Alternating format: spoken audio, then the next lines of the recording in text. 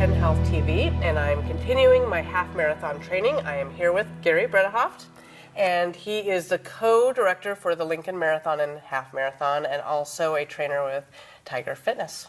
So, all right, so we have done a lot with technique. We've learned I've been learning about how the right way to run is. I've been doing hill training, strength training, cross training. Now I've just got to sort of prepare myself for the last few weeks right before the race. So what are the key things I need to prepare for? So the last month you should have in your training plan, making sure that last long run is at least 2 weeks before the race.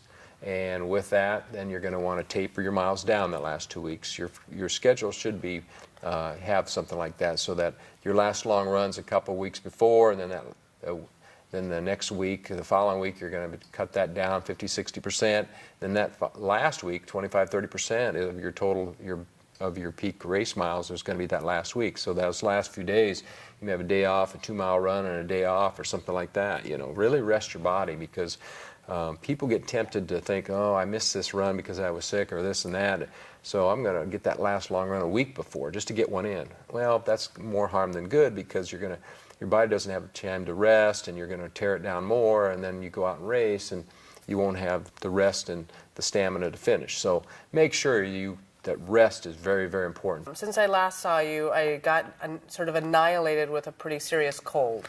And that happens, yeah. So it took me out. So what advice do you have for people, especially here in Nebraska? The weather has been yo-yoing all over the place. Yeah.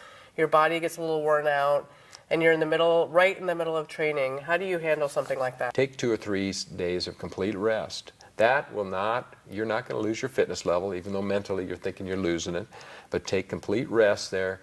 Let your body fight that cold or flu or whatever you have, so that you can get back on your feet quicker and out the door. You don't want to be training through it, then you're just going to prolong it. Okay, so the way I had originally scheduled myself is that I wanted to be able to run basically a half marathon distance maybe 2 weeks before. That's what I had hoped. So you do your schedule says do about a 13. That and was again, a lot of schedules, whether it's beginner or what, if you're doing a walk-run program, whatever, some may even just do a 10-mile, because with extra rest, you're going to have plenty of extra to finish. People are always afraid, I got to do the race distance before I do it. Well, not necessarily. That rest will overcompensate for that. But it's nice if you can do it, because mentally that helps too. If you did a 13-mile run a couple weeks before, you've covered the distance, so mentally that helps a lot. The other thing too, to have a plan, is kind of know what kind of pace you're going to do the race at from your training runs and so forth.